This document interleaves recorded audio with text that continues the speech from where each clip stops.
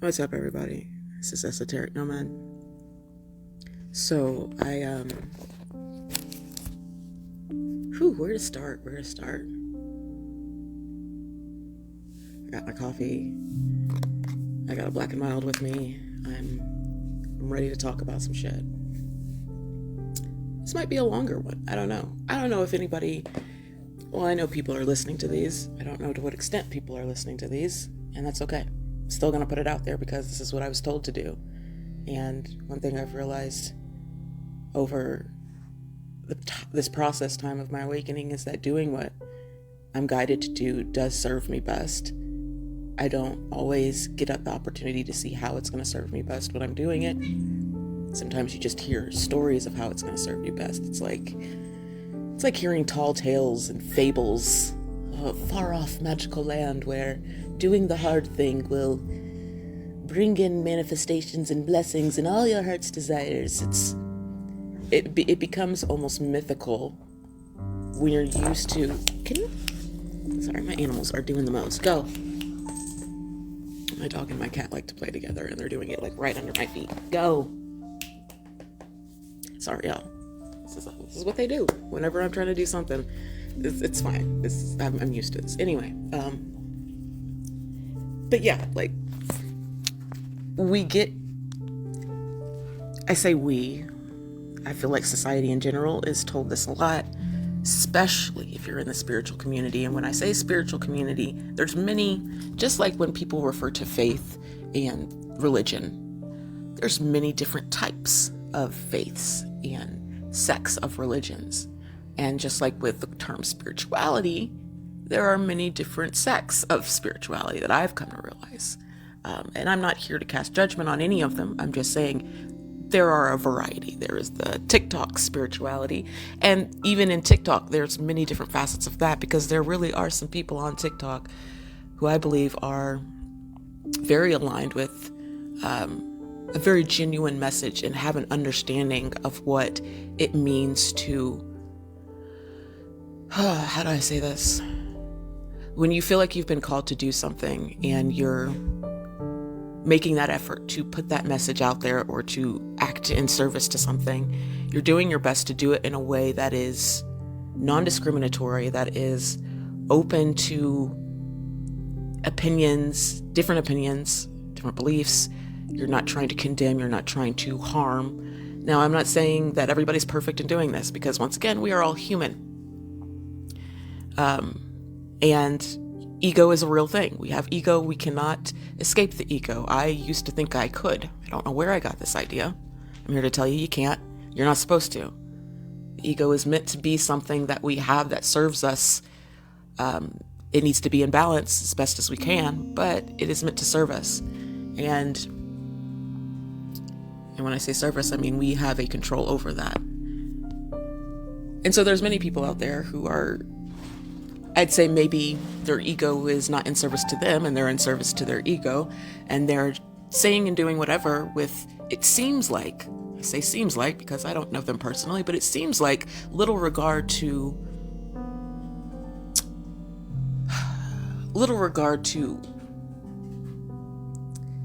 I'm not even going to say wrong and right, just ethically speaking,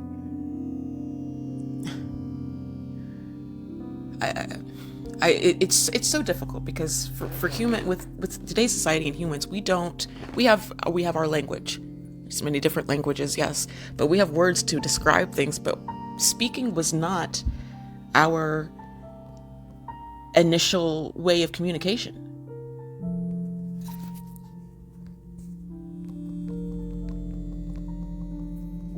Sorry, I had to reply to something.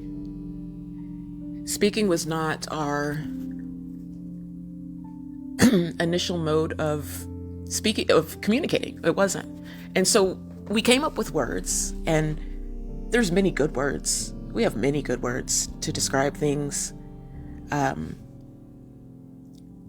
it's not perfect. It's not foolproof.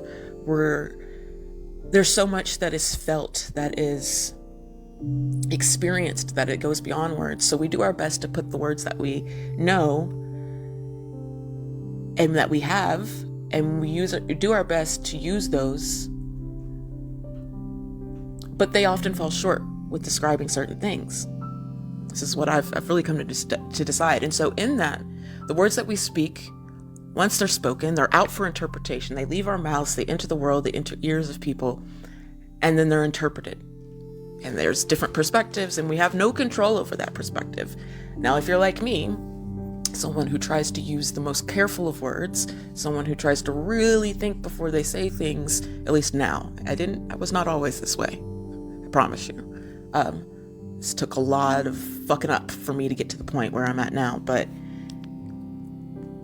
and even where I'm at now is not perfect by any means. I'm just far more considerate of how I say things because I'm trying to convey a certain message.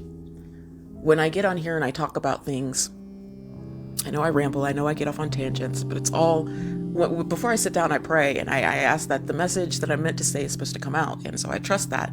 And so I trust that anything that I'm saying at some point is going to resonate with somebody in some way for what they need. It may not be exactly what I intended to, communicate when I sat down, but I trust that it's going to have that. Like when I sat down, I had in mind I was going to talk about how various times in our lives we learn things from people around us that we may not have directly thought that we would learn them from. Have you ever had that moment where you're like, that was the last person I thought I would learn a lesson from. That was the last person I thought that I would get some truth from. You know what I mean?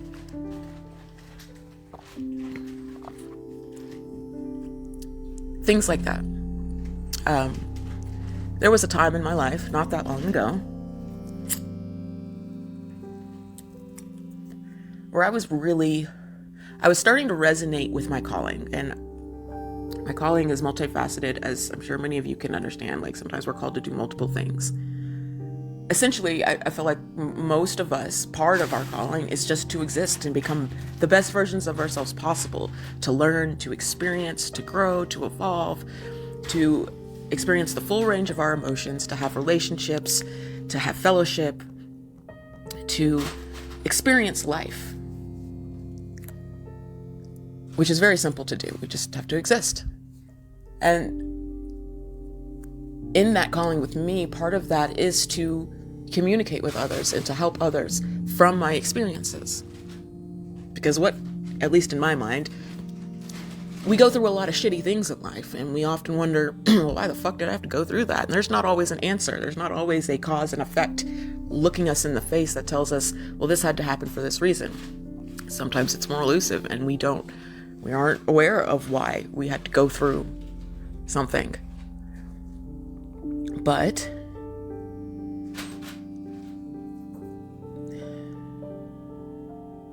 I'm trying to find where I'm going to go with this.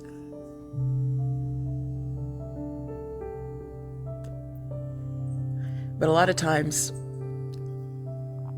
we learn things indirectly, meaning how we thought we were going to learn them is not how we learn them, but we end up learning a lesson all the same. Someone I worked with recently, she's an amazing woman. She taught me so many things. It was really sent into my life for a purpose. I know this.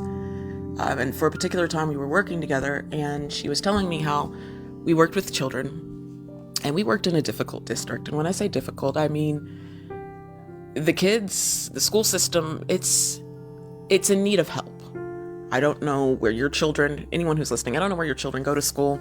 I hope their district is doing well. I hope it's well funded. I hope you trust in the leadership and the teachers and all of that. I'm not saying I think all public schooling is trash, but there is some public schooling districts that are trash. And when I say trash, I mean in need of help.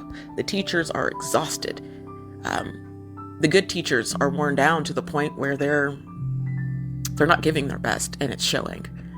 And that's understandable. It's human nature. You work with what you got, and when you don't have much, no one's listening to your needs and your desires, and you're getting beat down by these kids every day. And I say that because some of y'all's kids is hard to manage, and they're kids. You know what I mean? But nonetheless, some kids are very difficult. They push you. Their kids are always reflecting and mirroring our inner child issues. I've learned this from experience. And so a lot of times adults are triggered and become reactive. And a lot of adults aren't prepared to deal with this. They're not prepared to recognize it. They're not prepared to deal with it. They're not prepared to respond. I was not. I'm still learning. I'm just saying this because I was at a point where I was completely unaware of this, and I had to learn just the basic foundation of it. Anyway, I worked with this woman, and she told me that a lot of times she starts a class with the lesson, but the kids would come in and they'd be rowdy and they'd be giggling and laughing and, just poking at each other and throwing things and just completely inattentive. And they're not, you can tell that whatever you came there to teach them, they're not in the mood to receive it. They're not. They don't want to be there. A lot of them haven't eaten breakfast. A lot of them have serious domestic things going on at home. They're not in the position to receive it. And so she would start the class with the lesson, but quickly we would often realize that the kids were not paying attention. They're not, you would have to redirect them many, many times. You'd have to constantly, are we paying attention? Are we listening? Everybody quiet. I'll wait. The typical teacher responses to no avail. And so a lot of times she would use the direction and the energy that the class was going to still get a lesson of some sort in there. She would focus in on maybe a child specifically that was acting out and bring attention, whatever it was they were going through, start asking them questions, and then get the class involved. Well, what do you think we should do about this problem? She would find a way to incorporate a lesson, and I really admired that. And I found that that's how life is for a lot of us. I'm willing to say most of us. In a lot of cases,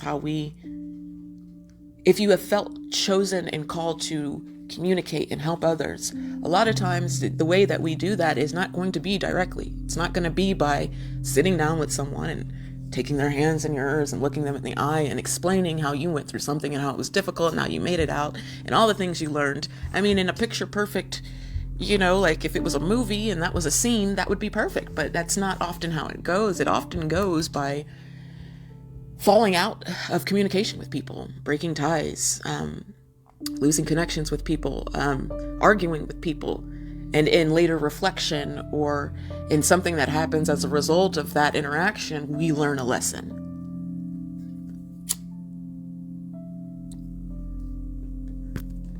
And I used to be in a position where I was really, I wasn't ignorant to the fact that people could learn indirectly, meaning they could learn a lesson that maybe by not directly teaching someone. I wasn't ignorant to this concept. It was the fact of I didn't know that it could be something that I could do. We're not often aware of what people are learning from our own actions, are we? Unless they come and tell us, or unless we see it with our own eyes, right? And that's fine. That's just how it is. Unless you go up to people and what did I teach you? Which I'm sure a lot of people are going to be a little reluctant to tell you what you've taught them, depending on the size of the ego and their pride and this and that. Your standing, how if you guys are still friends or whatever. You're not going to find a whole lot of people who are going to be willing to just offer up the lessons that you've taught them. Now, I believe that there are some people, yes, and you can go and ask if you like. But it's oftentimes that people learn from us indirectly, and I have learned lessons about myself from many failed relationships.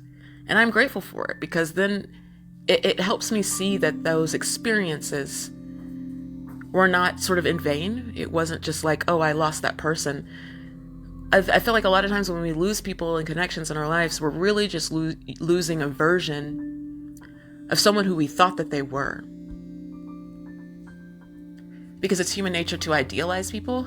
And idealizing means that you make up an image of something or someone in your head that is reflected upon your hopes and your desires and, your trauma wounds and whatever else is happening in your reality, not necessarily what is going on in their world, what their hopes and their desires and their whole, everything that makes up their human nature and their structure.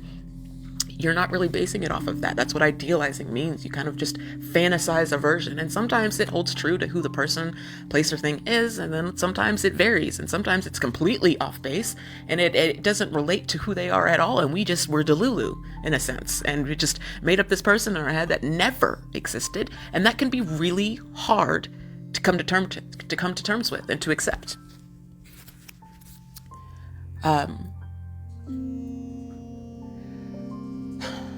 I say this because many of us, I know, have been in relationships like myself where we thought at one point maybe it was a twin flame. Twin flame, first of all, if you're like me, you really hate that term at this point. Not that I'm saying it's not real, not that I'm saying it doesn't happen. I just hate the term for my experience with it. I hate the term from my experience with it because there was a moment in time where I thought that I had that. I was convinced. I would have shed blood over it. I would have pledged fealty. I would have, gone to war. I would have done all the things because I knew that I was in a twin flame relationship, and it was a false twin flame relationship. It was a karmic. And I was told this.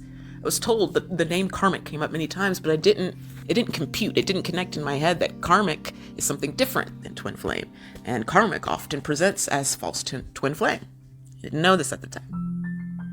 I might have actually known it, but I was so far in denial and looking through the rose-tinted glasses and looking at all the things that I wanted this person to be, that I was yet to really seeing the things that they weren't, the things that they were saying to me that they weren't following through on.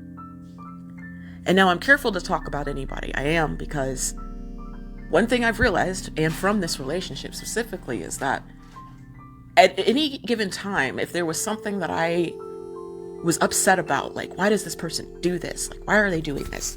I really wish they wouldn't do this. I really wish they would stop. They shouldn't be doing this. And I get on my high horse and in my feelings and start pointing fingers. Lo and behold, God, my angels, my guides, would come to me at some point later on down the road and smack me in the face with the truth of I was doing the same motherfucking thing in a different aspect of my life that I was entirely unaware of up until that point. Now that's a humbling moment. I don't know if you can identify out there in the listening world. Maybe you can. To where you've been in a position where it feels like your guides, whoever I feel like everybody has like somebody they pray to, whether it's a saint, a guide, whatever, but someone who they feel is always with them. Now, God is with us everywhere all the time. God is within us, all these things. Yes, but I'm just saying, like, someone you specifically go to. I have my guides. I have dragon spirit guides. I have various things that I pray to and I speak to at all times. And when you get a wake-up call from these things, when they're like, look, you were doing the same thing. It's like, it's a moment where, like, the clouds part. And like in Scooby-Doo, I go to this reference frequently, but in Scooby-Doo, a lot of times at the end, when they finally got to the end, they've chased off all these monsters that weren't, I don't know. They've chased off all these monsters, and they get to the end, and it's somebody that they met like in the first 5 seconds opening of the cartoon, and they pull off the mask, and it's that person, and they're like, "Oh, Blacksmith Smith, like, oh, it was you all along," and they're like, "Oh, we were fooled. It was him the whole time." And he's like, "Oh, you drat kids, blah, blah, blah." You know what I'm saying. It's oftentimes we're facing situations where we are given very stark and abrupt truth and realization that we were doing the same thing that we were disgruntled about. And in those moments, it doesn't usually feel good. I'm trying to speak recently a lot about just how normal and natural it is to have these emotions. I think a lot of people, especially if you're like me, when you grew up Christian, you grew up to look at sin as sin. Sin is like, oh, lust, greed, envy, sloth, all the things. But these things that we're feeling are teachers. They're necessary.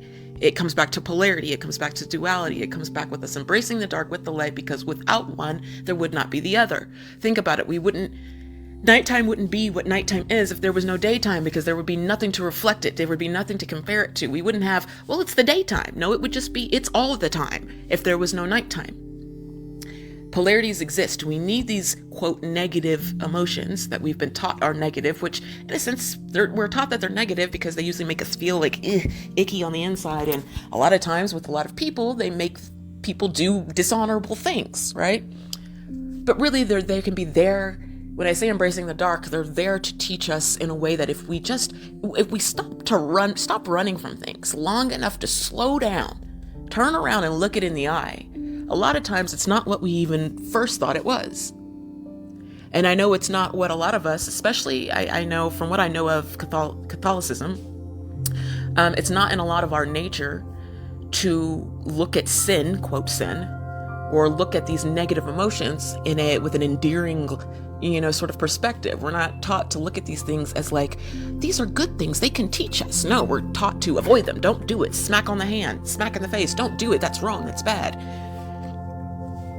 When really these things, if we sit with them long enough, they have much to teach us. And they're really just entities, and they're really just energies that have to exist. They're there. They have to exist. It's a controversial topic, but like when people think of Satan, or what we've been taught Satan to be, I believe Satan, technically, in my mind, this is my mind at this point in my life. It might change later on. That's okay, because our views on spirituality are supposed to shift and evolve. But I believe what we refer to and what I was taught as Satan is really just negative energy. It's when I say polarities, like north, south, east, west, there's God, and then we have to have a villain, right? Because there's God.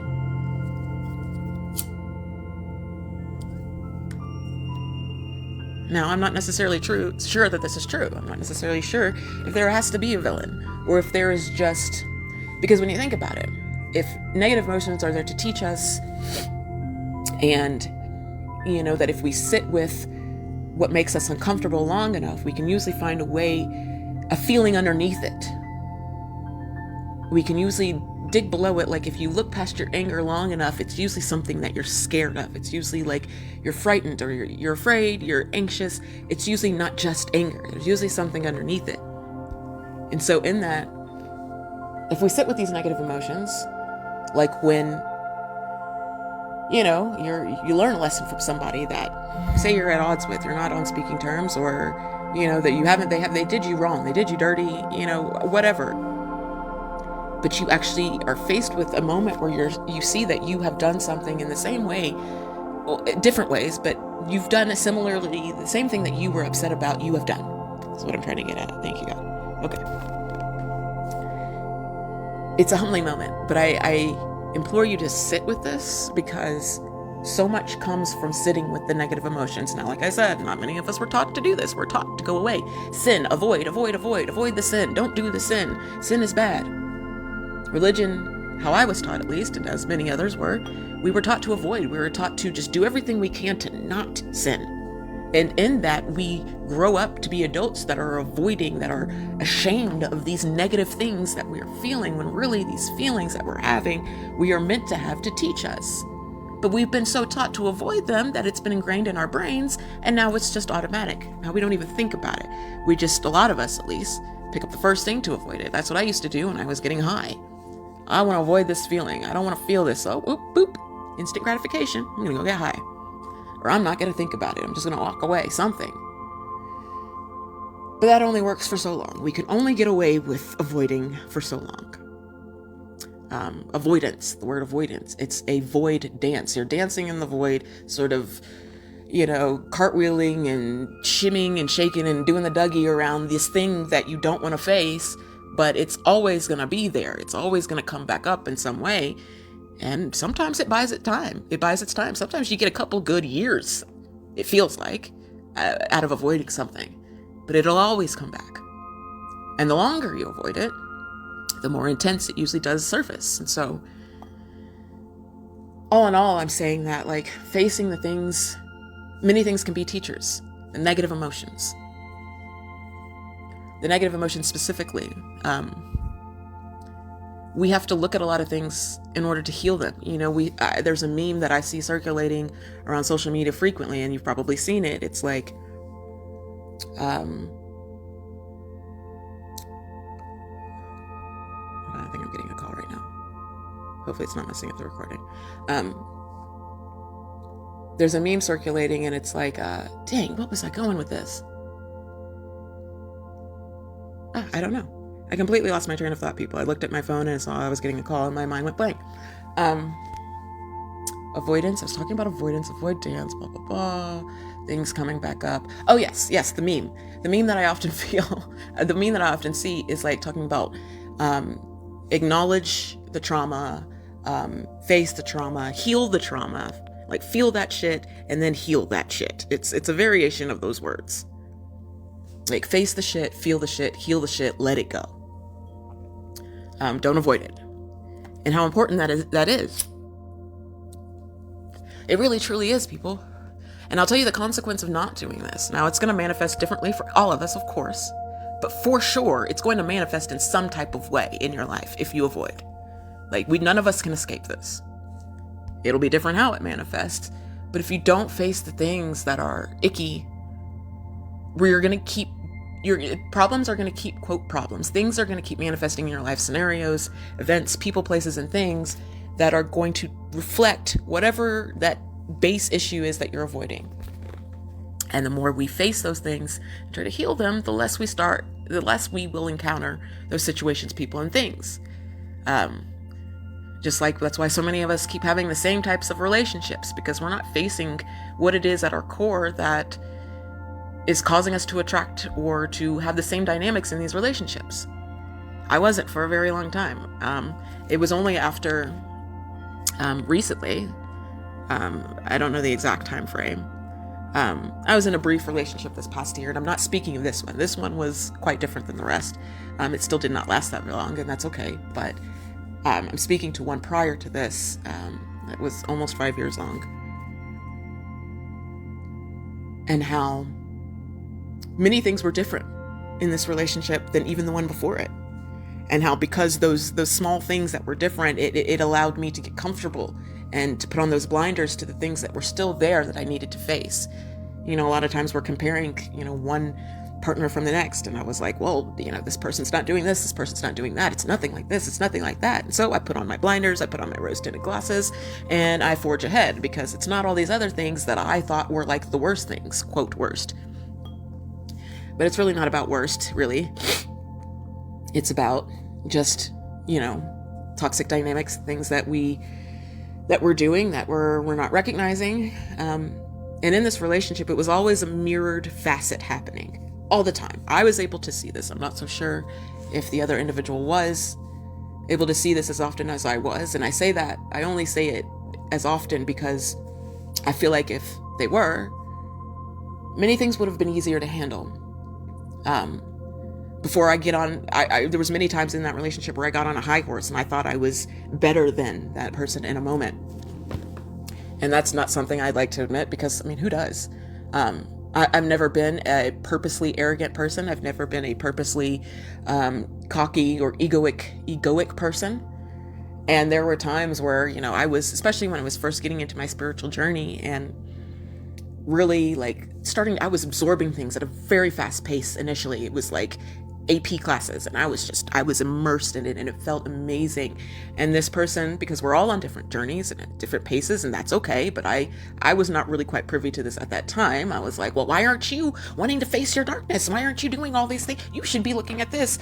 We're often gifted with the ability to see into others' lives more than our own. Many of us are. And I have been gifted with the ability to see subconscious tendencies. So things that people aren't aware of that they're facing sort of manifest outside of that individual. And I see these things, I see them. And I was very consumed in this, and so much so that I was not looking at myself. And, it was a lot of, I feel like you should be doing this and you should be doing that. And since I was willing to face a lot of things, and mind you, there were still things that I wasn't even aware of, that I was not willing to face, that I had not faced, that I didn't even know fucking existed. But here I was feeling, since I was doing the work, and in my mind, in what I saw, I did not see this person doing what I thought would be anything necessary to evolve, to heal, to grow, therapy, journaling, whatever, meditation. I wasn't seeing it. And so I did not think that this person was doing any type of work on themselves. Now, I've learned two things. One, that it's not up to me to decide. Thank God it's not up for other people to decide where we are on our spiritual path. It's up for God to decide, and only up for God to judge. And God rarely ever, if ever, I don't think he ever judges. God is all love, and everything's here to teach us, and it's so much love. So we're the ones who kind of create these restraints and these conditional terms upon one another. Like, you have to be at this point and you have to be at that point. But before I go off on a tangent, I was in this relationship, and there was a time where I felt like it wasn't like I feel like I'm better than you as a person. It wasn't like that, but it was like I had this pride in me, because I was willing to face a lot of things. And it upset me that this other person wasn't. But the thing was, were they ever? I didn't stop to think long enough. Was this person, did I ever Like, I just jumped into this relationship, mind you. There was no like getting to know and let's find out. There was none of that. And so that was on me, of course.